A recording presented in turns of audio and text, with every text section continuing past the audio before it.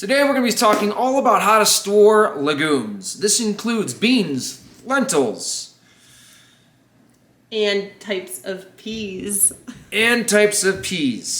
So let's start by talking about why we would want to store legumes. First off is because of their high nutritional value. And they're delicious. They're packed full of proteins, fibers, calcium, iron, zinc, some B for beans. And don't forget that they are best served with a grain so that they are able to provide essential amino acids. That's not true. They're best served with quesadillas. Yummy. And guess what? If you store them the right way, they can last up to 30 years. But if you don't know how, stick around because we're going to tell you how to do that. Lastly, legumes can be a great way to jumpstart your food storage. With many, even organic legumes coming in at less than $2 a pound, you can theoretically buy a solid year's worth for one person for under $150. Solid year. And let's not forget where to get these legumes, because I've heard they can be hard to come by. So first off, you can usually find them at your local grocery store. Well, that was a lot more. Not too hard to come by. That was not nearly dramatic enough. You may have to travel to a bulk grain distributor far away. Here in Colorado, we've got a local organic grain distributor called Golden Organics, which we have... You just told everybody. We have loved for a really long time. Like a long time. And there are places like this around the country. You just got to do a search for them. Long time ago, before the internet, you had to go to the phone book. Now you could probably just find it in a few minutes. But if all that fails, don't worry, because Azure's got your back. All right, next let's talk about how much you need to store. Because what good is knowing where to get them if you don't know how much to buy? Most importantly, first off, we recommend basing your storage off of how much you use. Let's just get back to basic math. All you need to do is find out how many times a month you eat the beans, and then you multiply that by the amount of months you want to store. Okay, but with beans, it's one of those very common food storage items. I also recommend taking into account a little bit more of an advanced strategy. Dim the lights, this is important. So the reason why this is a little bit of an advanced strategy is because we don't normally suggest using food supply calculators in order to figure out how much you're going to use. But if you're looking to go above and beyond storing what you use, legumes is an excellent category to take the information that's provided from these calculators to get you to that 1 year supply. Yeah. Now, suggestions will vary, but a common thought is to store 70 pounds of legumes per year for one person. And for kids 6 and under, this drops down to 35 pounds per child. Unless you're Breslin who loves beans, then you might need to go up a little bit. So this means that the suggested amount of beans for us to store as our family of 11 comes out to be 735 pounds. Now, if we're going to go off of what we actually consume in the year, we're not going to come anywhere near the suggested 735 pounds. I'm going to say maybe we'll come close to it in the winter, but not so much at all in the summer. Yeah, nobody wants chili in July.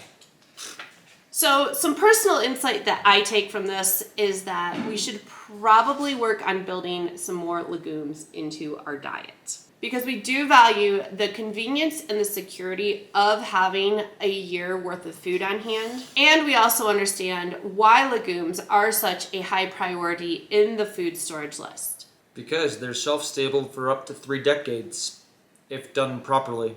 And highly nutritious. That one too. So eating more legumes aligns with our values, and it just makes sense to do so. Hence, those lentil experiments that we plan to do in the future, hopefully sometime soon. But I'm also thinking that we just need to incorporate beans overall more often into our diet. Awesome.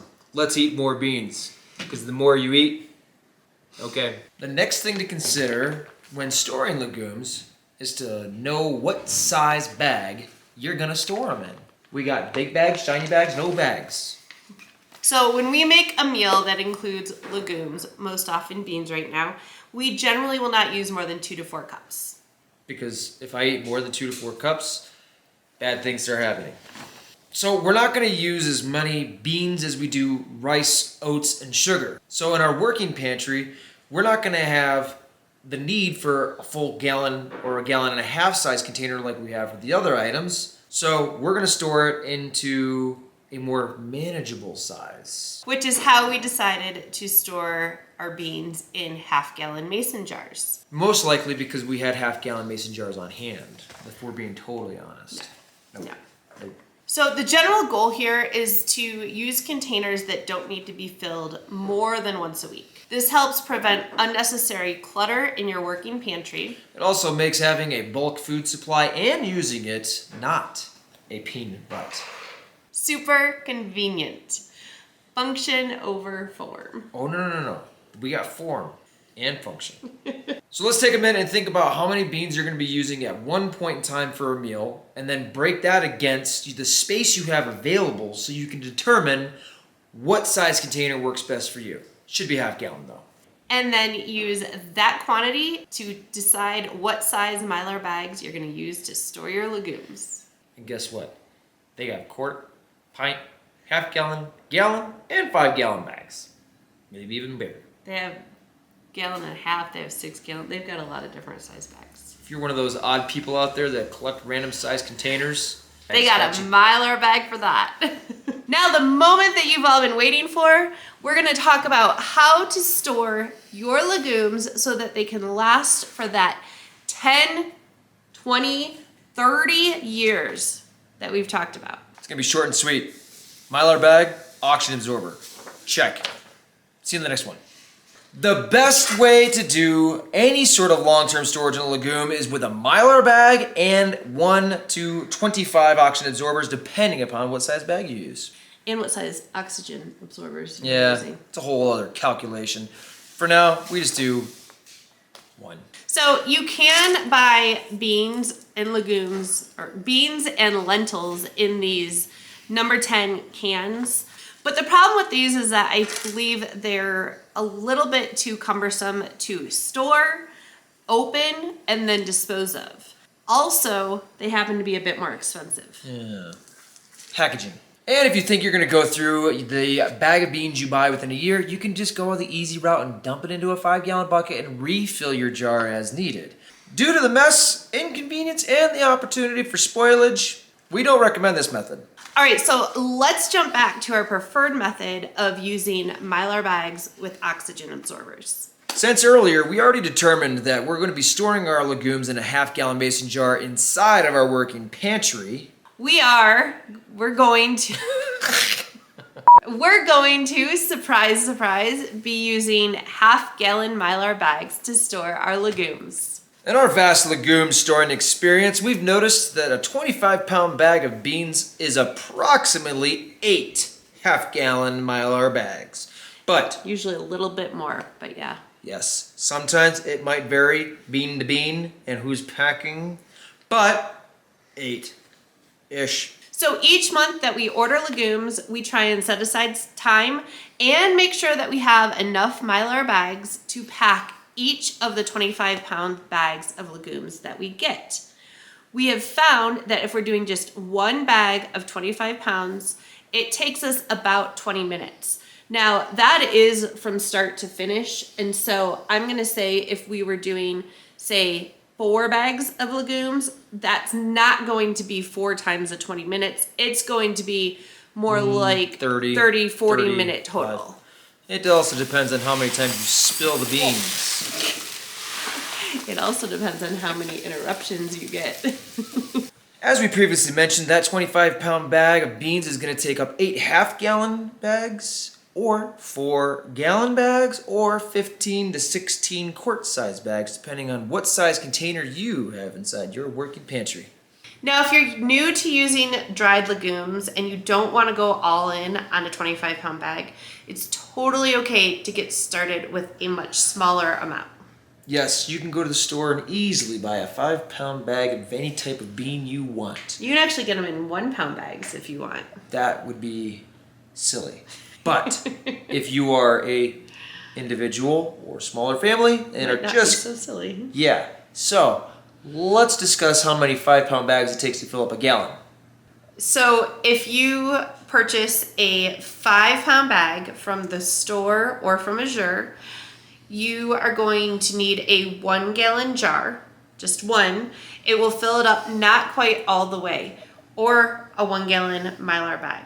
If you're gonna go with the half-gallon size jar, you're gonna need 2, but it's only gonna fill up the second one by not quite half. If you are gonna go with a quart jar, you're gonna wanna make sure that you have 3 quart jars.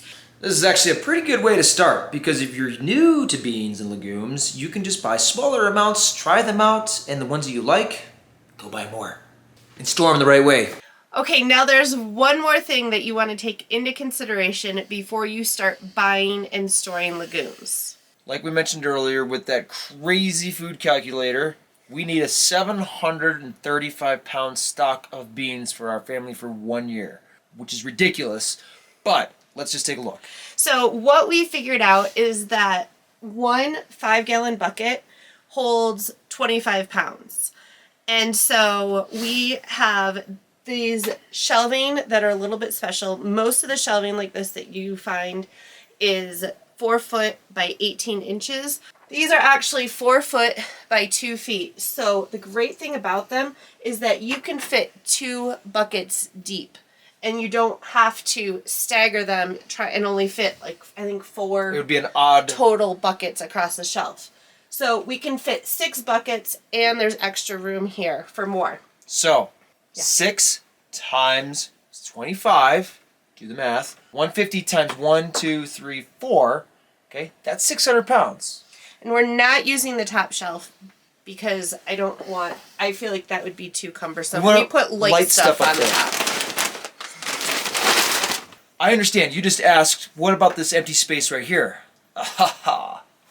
We'll get to that. Yeah. Okay, now we did mention what our calculator says is 735 pounds.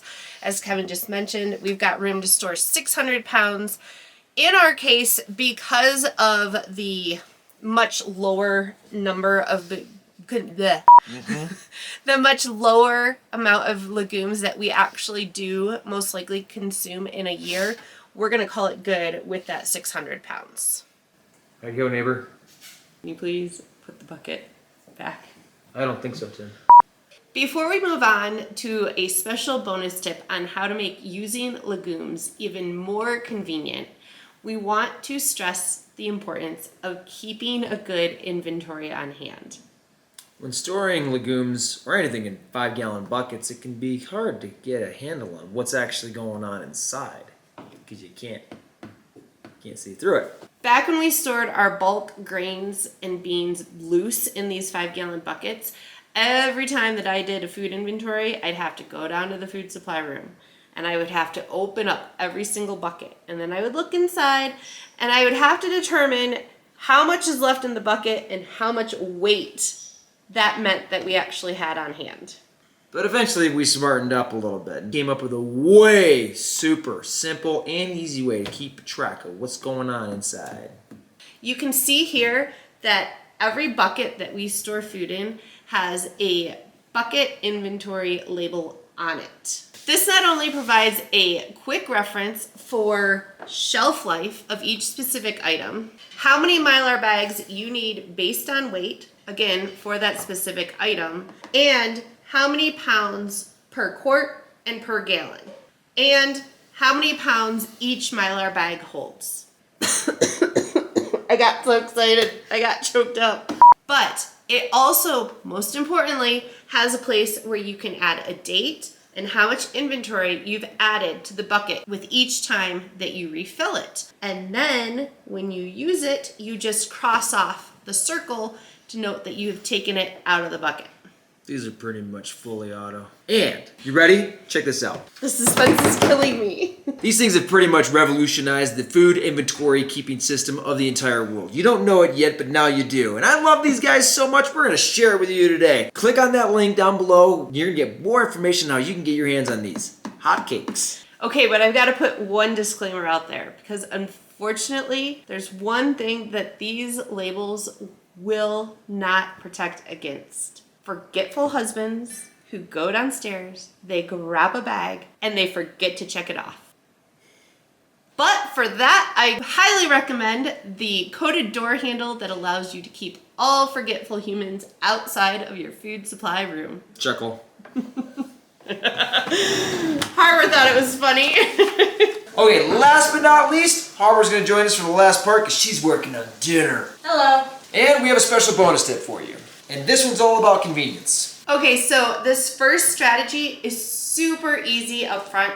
Does require a little bit more time when it comes to prepare, but man oh man, this is a lifesaver in times of need for quick food. So what you can do is you store common mixed beans inside of mason jars. This is actually a 12 bean soup that we put together for Christmas one year. And it actually even has a spice pack in here that makes it a full meal. Now, when we do this, we want to make sure to seal them with a vacuum seal. You can also throw an oxygen absorber in there and that'll take all the oxygen out. But as you can see, this is sealed.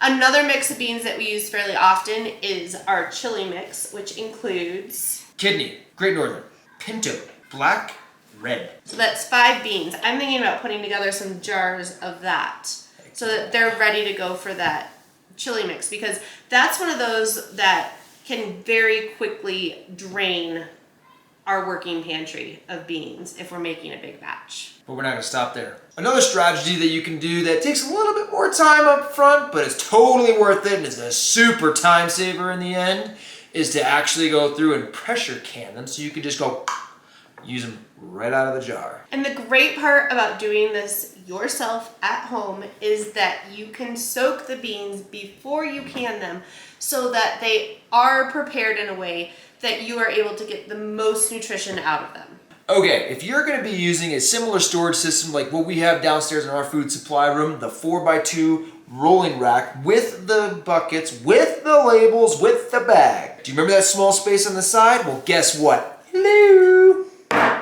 These guys are gonna go right there. So all we need to do is go down there, grab one, take it out. Plus, if you put in like a piece of wood on top, you can Tetris them. We hope that you found this video helpful and that we've been able to kind of share some of our learning experiences over the last number of years building our own bulk food supply. Great. If you didn't, sorry. But in case you're on this journey of building your bulk food supply, check out the video over here where we talk about the 7 things you're doing wrong when building your bulk food supply. You're like, okay. It's right in the eyeball. There's a fly. Okay.